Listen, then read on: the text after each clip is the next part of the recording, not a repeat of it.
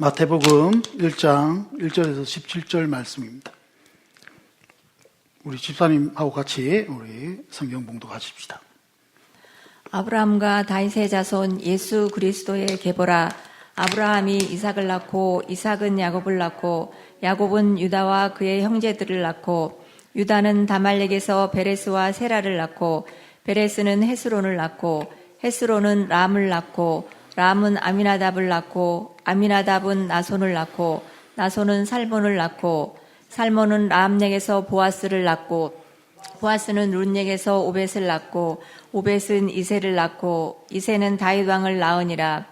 다윗은 우리아의 아내에게서 솔로몬을 낳고 솔로몬은 로아보암을 낳고 로아보암은 아비야를 낳고 아비야는 아사를 낳고 아사는 여호사밧을 낳고 여호사밧은 요람을 낳고 요람은 요시야를 낳고 우시야는 요담을 낳고 요담은 아하스를 낳고 아하스는 히스기야를 낳고 히스기야는 므낫세를 낳고 므낫세는 아몬을 낳고 아몬은 요시야를 낳고 바벨론으로 사로잡혀 갈 때에 요시야는 여고냐와 그의 형제들을 낳으니라.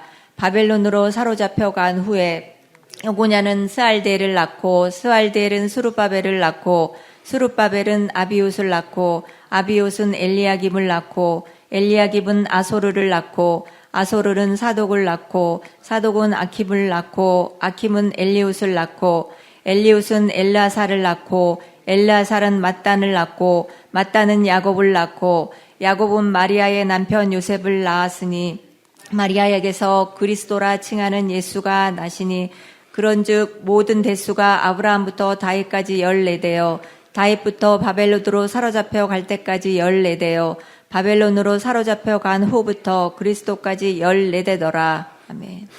박선성 집사님께 박수. 경상도 말로 시급하셨습니다. 잘 읽어주셔서 대단히 감사합니다. 여러분, 오늘 본문 제가 생각하면 기억나는 에피소드가 하나 있습니다. 정말 영적으로 너무 갈급해가지고 오늘 예배 때 주여 은혜를 주시옵소서 이 마음을 가지고 왔는데 그날 본문이 오늘 이 본문입니다. 죽는 줄 알았습니다. 은혜 받으셔야 되는데 무슨 은혜를 이 족보를 통해서 무슨 은혜를 받아야 이런 생각이 들었던 생각이 있습니다. 그 다음에 오래간만에 성경책을 좀 읽어보려고 다 펼쳤는데 맨 처음에 다가오는 시험거리가 족보입니다. 족보. 이거 그냥 넘어가려니까 하나님의 말씀인데 뭔가 찝찝하고 이런 생각들 들어서 마음이 어려웠던 적이 있습니다.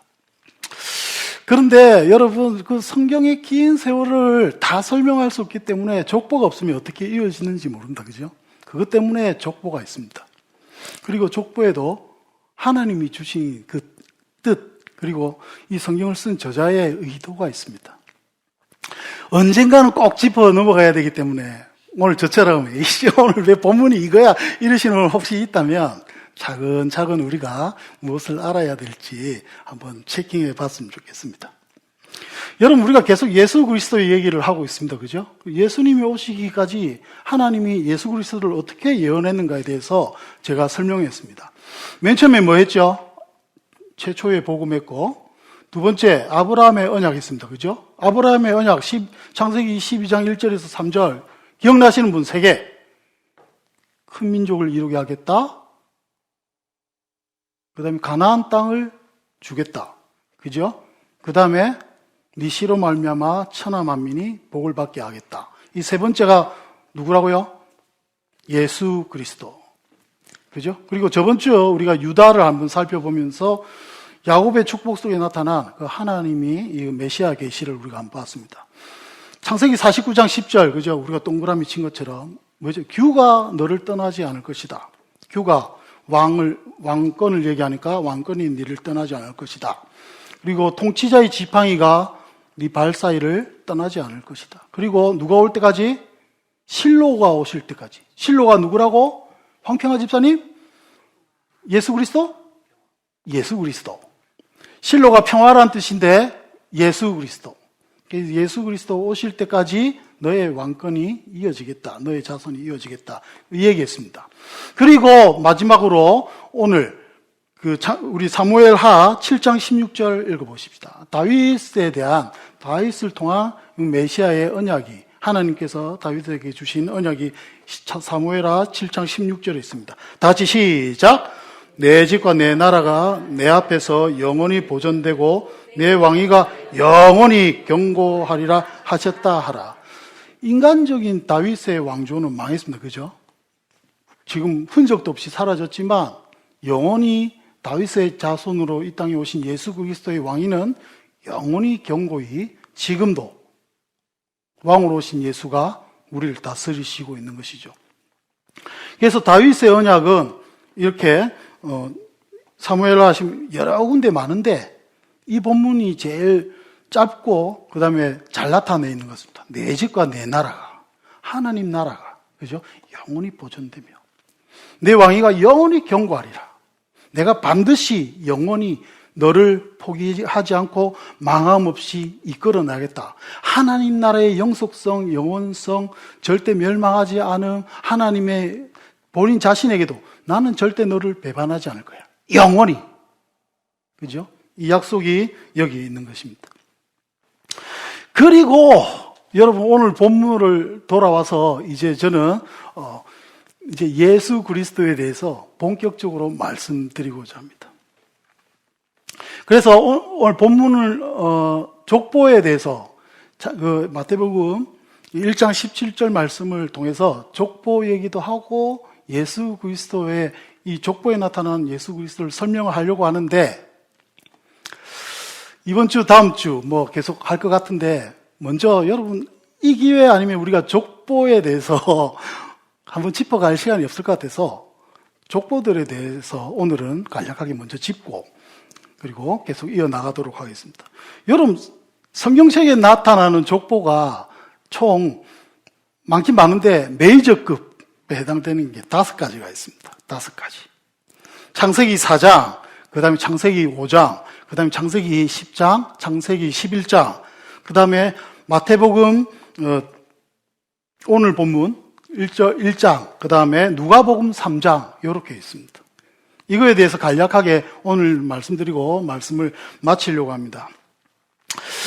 여러분 맨 처음에 나타나는 족보가 창세기 4장, 5장, 이 4장, 5장은 같이 보는 게 낫습니다. 4장, 5장의 족보가 맨 처음에 나옵니다. 아담의 후손이 어떻게 진행되는지 그리고 사람의 후손이 어떻게 진행되는지를 창세기 4장, 5장에 나와 있습니다. 기가 막히게 여러분 맨 처음에 나온 족보는 가인의 후손에 대한 족보입니다. 타락한 인간이 어떻게 흘러가는가를 먼저 얘기를 하죠. 그리고 5장에 4장 말쯤에 보면 다시 아담이 동침해서 아벨 대신에 한 여자의 후손을 낳습니다. 그가 누구다? 셋입니다. 그래서 그 이후로 셋의 족보가 아담의 족보와 같이 더불어 이렇게 나옵니다. 길게 나오는데 읽으려면 힘든데 여러분 이 족보의 우리가 특징만 몇 가지 기억하면 될 것 같습니다. 창세기 5장에 나오는 족보의 특징은 죽었더라입니다. 아주 긴 생명들이 이어가지만 맨 마지막 부분은 여러분 죽었더라는 표현이 있습니다. 그게 뭘 의미합니까? 하나님이 선악과를 따먹으면 너 어떻게 될 거다 하셨습니까? 너 분명히 죽을 거다 그랬죠.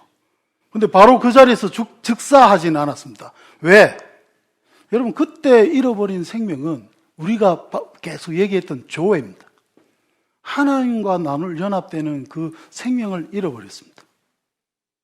그런데 아직 혼은 남아있어서 그 혼은 계속되죠. 그래서 하나님이 주신 뭐 좋은 체질이 있어서 아주 오래 살지만 아주 역사로 우리가 볼 수 있지만 끝끝내 결단코 그 마지막은 어떻게 되더라?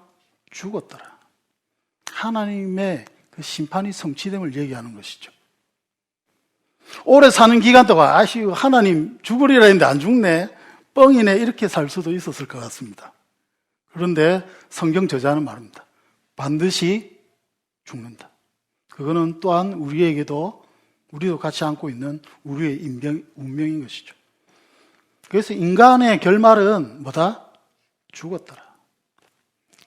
우리도 죽음을 향해 가고 있지만 다시 한번 우리가 죽음을 생각할 때 우리가 얼마나 미물인지, 우리의 사망의 본질, 우리 마가교회에서 그렇게 강조하는 사망의 본질이 무엇인지 여러분, 우리는 창세기 5장 이 족보에서 만날 수 있습니다. 그래서 여러분, 창세기 5장 족보를 보실 때마다 죽었더라 이 말에 우리의 무릎이 꿇리고 겸비되어졌으면 좋겠습니다. 왜? 여러분, 우리는 어쩔 수 없이 사망으로 나아가게 돼 있고 높아지려고 하고 자기 힘으로 살아내려고 하고 하나님 없이 살려고 하는 존재이기 때문에 하나님의 은혜가 있어서 족보 볼 때마다 인간은 죽는구나. 메멘토 모리. 우리 인간의 실존을 우리가 느꼈으면 좋겠습니다. 그리고 두 번째는 여러분, 죄의 족속들의 결말이 어떻게 되는지, 그 다음에 셋을 통한 의의 족속, 여자의 후손의 그 결말이 어떻게 되는지 이 족보에 표현이 되어 있습니다. 어떻게 표현이 되어 있는가 하면 여러분, 7이 성경 우리 많이 하잖아요. 7이 무슨 수입니까? 완전수. 들어보셨나요? 예? 결말을 얘기할 때, 완전함을 얘기할 때 7이라는 숫자를 취합니다. 그죠? 이 7을 통해서 이 족보는 여러분, 가인의 후손, 즉 하나님을 떠난 자의 후손의 모습과 의의 자녀의 모습을 비교합니다. 어떻게? 여러분, 아담의 7대손이 두 사람이 등장합니다. 한 사람은 가인의 후손 라멕입니다. 아담으로부터 7대손 라멕. 라멕은 어떤 인간인지 한번 보십시다. 우리 말씀 창세기 4장 23절에서 24절. 이거 칼의 노래라고 하기도 하는데 우리 한번 쓱 봅시다. 시작. 라멕이 아내들에게 이르되 아다와 실라여 내 목소리를 들으라. 라멕의 아내들이여 내 말을 들으라.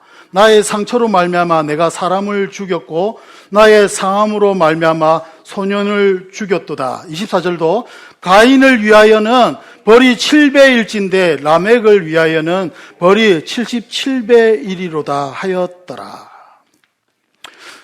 여러분, 가인의 후손, 그러니까 아담으로부터 7대손인 이 라멕에서 처음으로 어떤 표현이 등장하는가 하면 일부 다처제의 표현이 등장합니다. 아내가 두 사람, 대표적인 사람이 두 사람이 있었습니다. 그 사람이 오늘 23절에 나오죠. 누구? 아다와 실라. 여러분, 아다는 장식, 아름다움 이런 표현입니다. 어머, 라멕 씨, 저 예뻐! 이런 아내를 라멕이 얻었다는 말입니다. 신라는 아까 우리가 주의 그늘 아래 살며 할 때 그늘이란 뜻이 있는데 좋게 해석하면 여러분 그늘 속에서 따독따독 무릎 베게 해주고 볼 수 있지만 또 부정적으로 하면 어떻게 됩니까? 남자 꼬셔가지고 그 그늘이 주는 느낌 있잖아요. 라멕이 아내에 대해서 이제 어떤 쾌락 그리고 세상적인 어떤 그런 것들로 아내를 취했음을 이 창세기 저자는 얘기해 주고 있습니다. 그리고 더 웃긴 거는 뭐죠?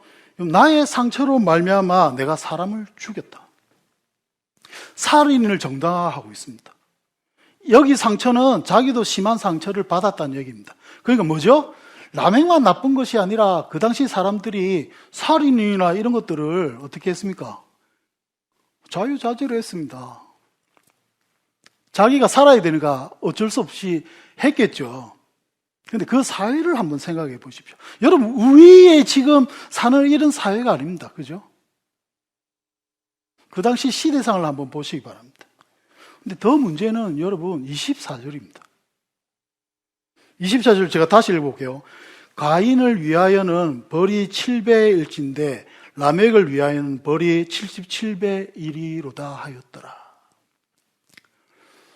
살인하고 나의 상처로 말미암아 생명을 죽여버리는 그런 악독을 취한 그 인간의 후에 라멕이 여러분 지금 무슨 말하고 있습니까?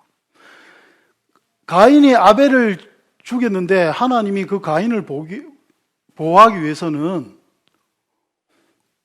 만약에 가인한테 누가 해를 끼치면 내가 7배로 갚아주겠다. 그 말씀을 지금 어떻게 하고 있습니까? 여러분 왜곡하고 있습니다. 그죠? 나는 70배나 하나님이 용서해 줄 거야. 사람 죽여도 돼. 자기의 정당성. 이게 여러분 인간의 후손, 하나님을 떠난 자의 결말입니다. 제가 여기서 말씀드리고 싶은 것은 여러분 인간이 나쁜 모습 모든 걸 다 취해도 하나님이 보실 때 가장 큰 악은 여러분 말씀을 왜곡하는 데 있습니다. 여러분 가인이 하나님을 안 믿었던 게 아닙니다. 여러분 착각하시면 안 됩니다. 하나님을 몰라서 살인을 하고 딴짓거리하고 이렇게 산 게 아닙니다. 여러분 하나님의 말씀이 왜곡되어 있으니까 그 행동이 나오는 겁니다. 여러분 이게 하나님을 떠난 자들의 결말입니다. 7.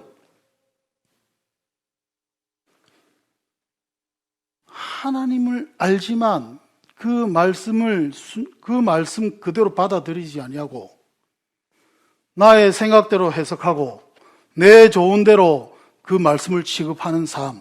여러분 그것이 하나님을 떠난 삶입니다. 이 시대도 마찬가지입니다. 하나님을 처음부터 모르는 사람은 그나마 다행입니다. 문제는 여러분 어쩌면 우리일 수 있습니다. 여러분 성경 말씀은 여러분 우리 내적인 우리 얘기라고 읽어야 됩니다. 그러면 오늘 이 지점에 보십시다. 여러분 우리의 마음속에 이 가인의 후회 같은 모습이 없습니까? 오늘 우리가 예배 시간에 하나님 앞에 회개할 것이 있다면 여러분 내 삶에서 이런 모습이 드러나고 있는 건 아닌지, 말씀에 왜곡은 있는 것이 아닌지 한번 우리가, 저도 그렇고 우리 모두가 한번 확인해 보십시다. 여러분 왜 하나님 말씀을 왜곡합니까? 왜 하나님 말씀을 왜곡합니까? 하나밖에 없습니다. 라멕처럼. 여러분 마음이 가난하지 않고 통회함이 없기 때문입니다. 라멕의 마음에 여러분 자신의 죄에 대해서, 자신의 인간의 본질에 대해서 마음이 가난해졌다면, 그리고 하나님 앞에 통회하는 모습이 있었다면 여러분 그렇게 되지 않았을 겁니다. 무엇보다 여러분 말씀에 떨림이 없으면 이렇게 됩니다. 말씀을 보는데 더 이상 떨림이 없습니다. 내가 원하는 성경 구절만 찾으려고 하고 있습니다. 하나님 내가 돈 필요합니다. 돈에 대한 구절만 찾고, 하나님 나한테 음성 들려주셨다. 웃기는 소리 하는 그런 신앙생활은 여러분 라멕과 하나도 다를 바가 없습니다. 우리가 하나님의 말씀을 어떻게 대해야 되는지 오늘 우리 시간 돌아보십시다. 여러분 그래서 하나님의 은혜는 말씀에 떠는 데 있습니다. 하나님이 나를 괴롭히는 자는 70배나 더 벌을 내릴 거야. 그딴 거 말고, 하나님 정작 그 말씀이 나의 폐부를 찌르고 아프게 하는 그 말씀이 나를 떨리게 하는군요. 나로 하여금 다시금 하나님 앞에 무릎 꿇게 하는군요. 여러분 그것이 은혜입니다. 하나님이 그렇게 말씀하신 그 한 이유는 단 한 가지밖에 없습니다. 여러분 그래야 하나님이 우리를 돌보실 수 있기 때문입니다. 이사야서 66장 2절, 우리 마가교회 성도들이 제일 잘 아는 말씀 아닙니까? 어떻게 하반절에 어떻게 되어 있습니까, 여러분? 무릇 마음이 가난하고 심령에 통해하며 내 말을 듣고 떠는 자, 그 사람은 내가 돌보려니와. 여러분 반대로 해석하십시다. 마음이 부요한 상태에서 심령에 떨림이 없고 말씀을 들어도 이게 뭔지 아무 감흥도 없고, 여러분 그 상태 자체가 여러분 나는 하나님이 필요 없어 하는 자세일 수가 있습니다. 하나님의 말씀에 떠는 자, 저와 여러분, 우리 오심마교회는 그저 와서 예배하며 말씀에 떠는 것만 있으면 된다고 생각합니다. 나머지 사역 이런 것들은 아무것도 아닙니다. 다른 거 아무리 번창해도 말씀에 떠는 모습이 없고 심령의 통회함을 잊어버리고 마음이 가난한 자의 본질을 잊어버린다면 여러분 우리는 여기 모여있을 필요가 없습니다. 한 사람이 모이든 100명이 모이든 1000명이 모이든 10,000명이 모이든 여러분 그것은 교회가 아닙니다. 하나님의 말씀에 더 이상 떨림이 없는 모습은 여러분 라멕과 같습니다.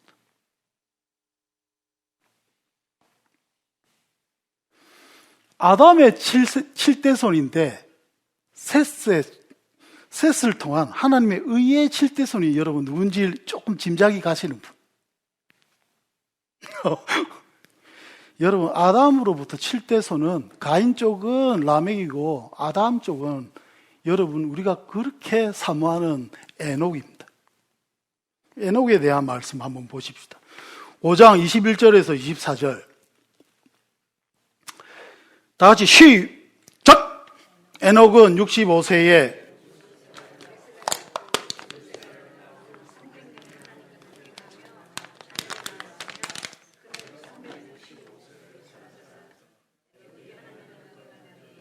하나님이 그를 데려가심으로 세상에 있지 아니하였더라. 여러분 저는 이 부분 맨날 읽으면 솔직히 에녹보다는 에녹처럼 하나님이 나를 죽이지 않고 데려갈 확률은 없을 것 같다는 생각 속에 저의 가장 큰 관심은 무드셀라한테 있었습니다. 제일 오래 살았으니까. 농담이고 여러분 에녹은 어떻게 표현합니까? 하나님의 의의 자손은 어떻게 했다? 그와 동행하더라. 하나님과 동행하더라. 공교롭게도 에녹의 나이가 몇 살입니까? 여러분 365살입니다. 65세에 무드셀라 나왔고 그 뒤로 300년 살았으니까 여러분 300년 동안 하나님하고 동행하는, 여러분 아까 말씀드린 것처럼 그 당시 상황을 한번 보십시오. 살인이 난무하고 하나님의 말씀이 왜곡되어 있고, 여러분 아다와 실라 여자들이 이제 쾌락의 대상이 되었고, 하나님이 주신 그 귀한 이런 제도들은 여러분 다 무너졌을 거 아닙니까? 오죽했으면 여러분 어디로 나아가는지 아시잖아요. 이제 대홍수가 기다리고 있습니다. 그 속에서 여러분 에녹은 하나님과 동행하였더라. 하나님이 너무너무 소중해서 그를 죽음도 보지 않고 바로 데려가십니다. 여러분 그런데 죽었어도 죽지도 않고 하늘나라 갔지만 그의 300년이 어땠을까요? 여러분 그는 세상을 초월한 자였습니다. 하나님과 동행할 수 있었던 이유는 더 이상 세상과 자신이 관계없음을 알기 때문입니다. 여러분 그래서 저는 여러분들과 제가 조금이라도 더 세상에서 초월하는 쪽으로 하나님께서 인도하여 주셔서 여러분 하나님과의 동행이 뭔지 체험하고 누리고 살아가는 그런 교회이자 우리 성도의 삶이 되었으면 좋겠습니다. 여러분 하나님과의 동행이라는 키워드를 여러분 지금 이 순간 여러분은 어떻게 해석하십니까? 여러분 이 예배는 하나님과 동행하는 그 여러분의 삶 속에서 어떤 위치에 있습니까? 나의 직업은 하나님과의 동행의 그 키워드 속에 어떤 모습 속에 있습니까? 하나님과 동행하더라.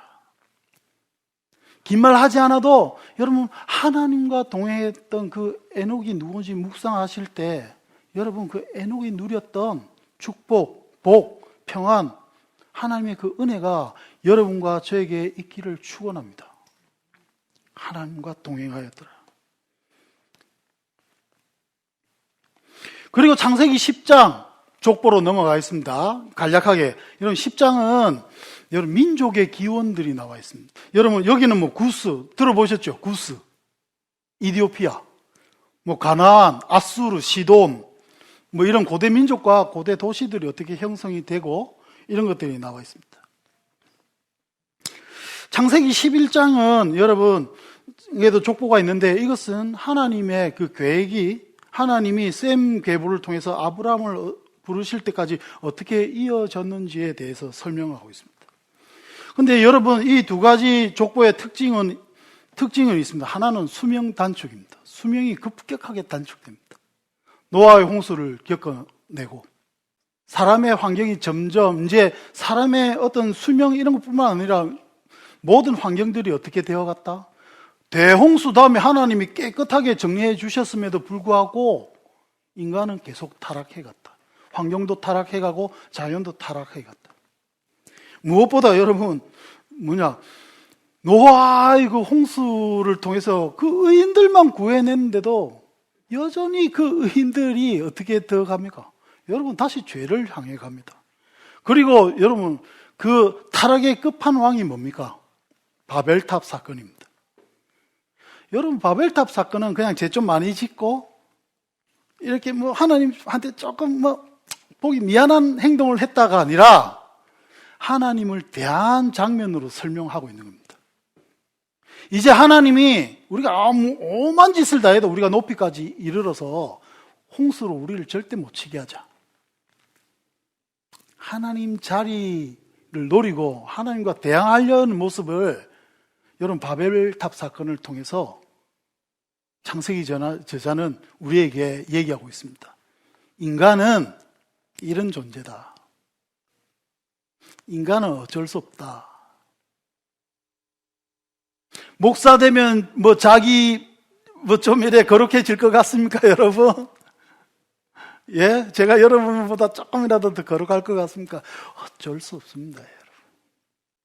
인간은 답이 없습니다. 그럼에도 불구하고 창세기 11장, 이제 우리가 창세기 12장 1절에서 3절을 아시잖아요. 그 아브라함을 부르기까지 우상들이 넘쳐나고 이런 것들 속에서도 그 아브라함을 다시 자손으로 부르시기 위해서 하나님이 어떻게 인도해 내셨는지가 이 족보에 기록이 되어 있습니다.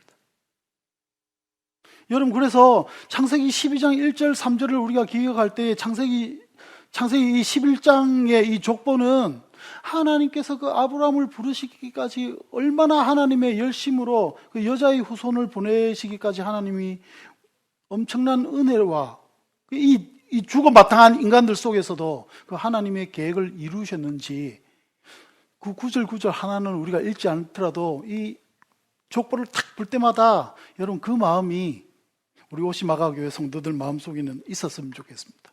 끝끝내 구원을 이루신 하나님. 여러분 그 하나님을 믿기 때문에 끝끝내 재림하셔서 이 땅에서 하나님 나라를 완전히 회복하실 하나님을 우리가 찬양하고 소망하고 기대할 수 있는 겁니다. 여러분 하나님이 시간과 관계없이 우리가 볼 때는 길지만 하나님이 보실 때는 1초밖에 안 되는 여러분 그 세월들 속에서도 끝끝내 예수 그리스도를 보내시고 구원을 이루셨던 것처럼 또한 지금 구원이 이루어져 가고 있는 과정임을 우리가 이 족보를 볼 때 알 수 있게 되는 겁니다. 이 족보를 볼 때 여러분 우리가 이런 은혜를 같이 누렸으면 좋겠습니다. 우리 신약으로 돌아가서 신약에도 중요한 족보가 2개 나옵니다. 오늘 본문 족보가 있고 그 다음에 누가복음 3장에도 족보가 있습니다. 그래서 누가복음 3장 족보만 소개하고 다음에 한번 마태복음 족보는 우리 좀 구체적으로 얘기하십시다. 누가복음의 족보는 여러분 누가복음은 이방인을 대상으로 합니다. 그죠? 그래서 사실은 다 상향식 족보로 쓰는 것이 많이 기록되어 있는데 누가복음은 여러분 그리스 로마식으로 기록되어 있기 때문에 하향식입니다. 출발점이 어디입니까? 예수입니다. 해서 예수 이게 아니라 예수를 출발해서 이렇게 올라가면서 어디로 갑니까? 아담까지 이어갑니다. 왜냐하면 여러분 유대인의 왕일 뿐만 아니라 예수가 누구의 왕이다? 전 인류의 왕임을 이 누가가 표현해내기 위해서 여러분 아담까지 이어지는 족보를 누가가 기록을 했습니다. 근데 여러분 조금 읽어보신 분들은 알겠지만 마가복음의 족보와 누가복음의 족보가 조금 틀립니다. 그래서 사실은 성경의 난제이기도 합니다.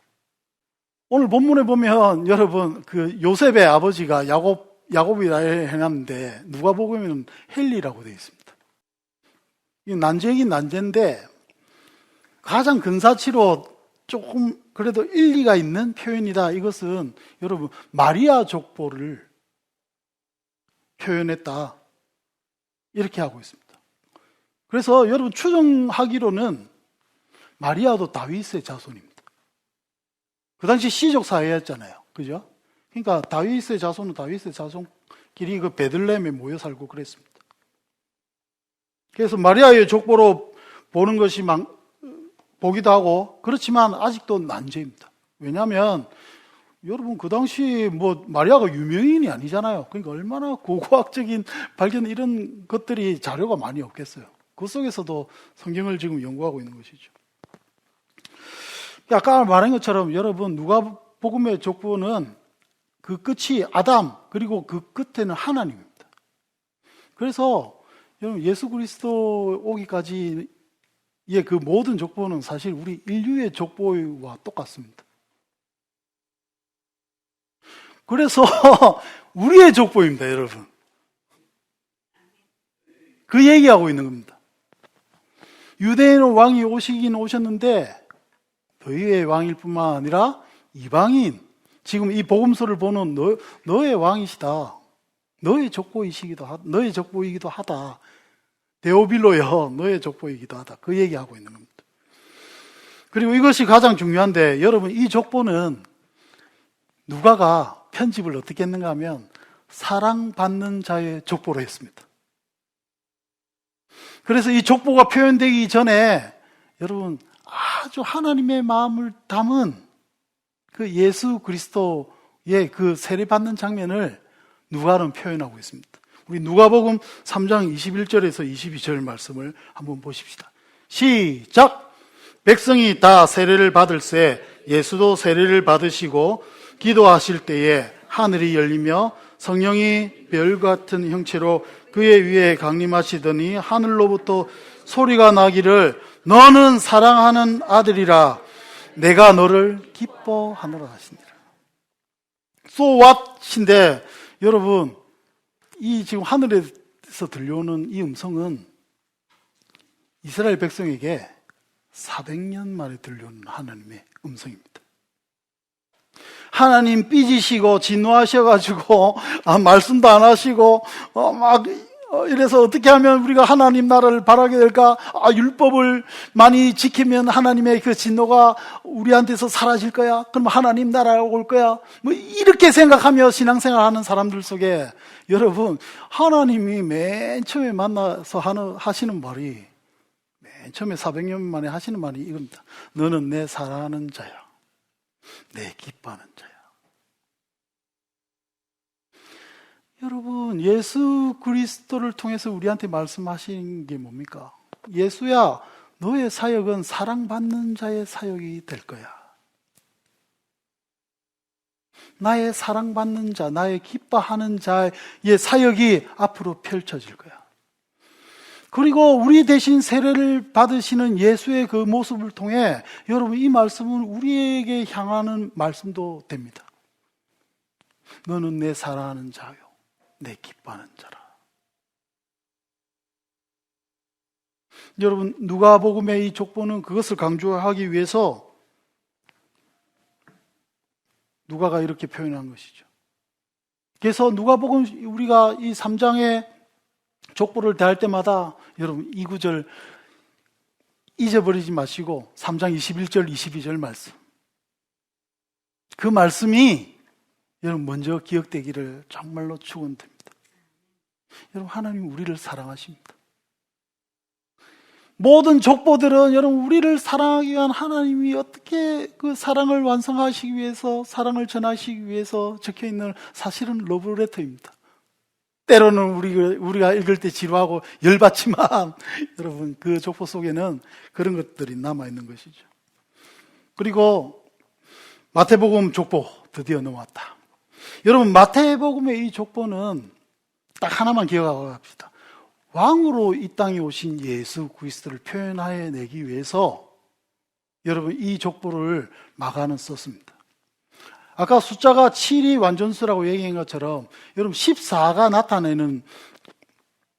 나타내는 뜻이 있습니다. 여러분 히브리 단어는 그 숫자의 값이 있습니다. 그래서 그 값을 더하거나 뭐 이렇게 하면서 그 값에 의미를 부여합니다. 이거를 여러분 게마트리아 용법이라고 하는데 그 용법을 유대인들은 다 알았기 때문에 유대인을 대상으로 쓴 이 마태는 그래서 17절에 14대, 14대, 14대를 강조합니다. 그럼 그 14가 의미하는 게 뭐냐? 여러분 다윗이란 단어를 여러분 하면 달렛, 바브, 달렛 이랬습니다. 그 달렛은 여러분 맞나? 여러분 달렛은 4입니다. 4. 그리고 바브는 숫자가 6입니다. 그래서 달렛, 바브, 달렛 하니까 어떻게 됩니까? 4 플러스 6 플러스 4는 14대. 다윗이란 단어. 다윗은 누구죠?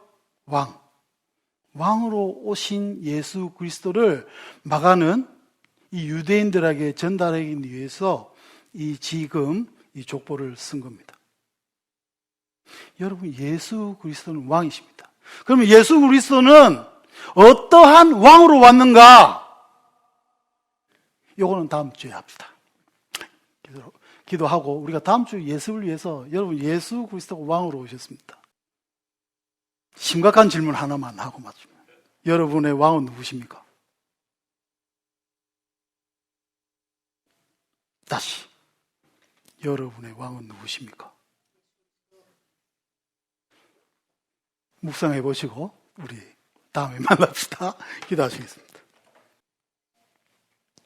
사랑이 많으신 하나님, 예수 그리스도를 예언하셨고 성취하신 하나님, 그것이 구원의 계획이요 우리를 향한 심판의 칼날이 아니라 너는 내 사랑하는 자야, 내 기뻐하는 자야. 그 한 말씀 하시기 위해서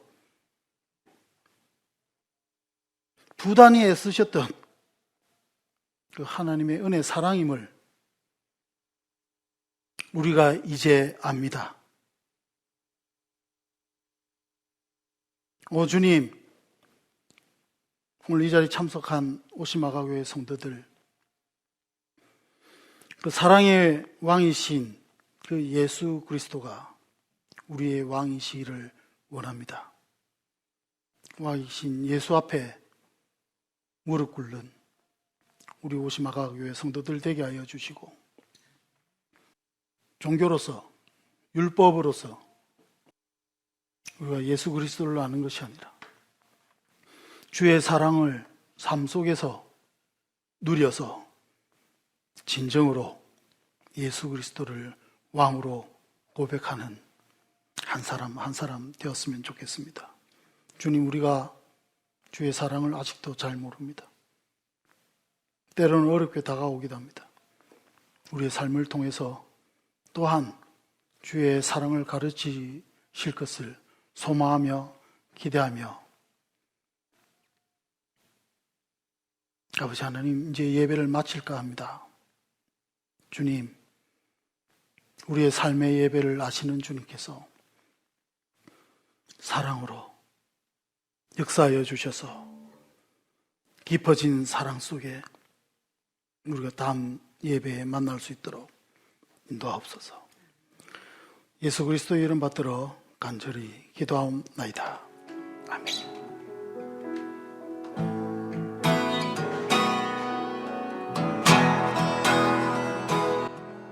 그 선한 힘에 고요히 감싸여 그 놀라운 평화를 누리며 나 그대들과 함께 걸어가네.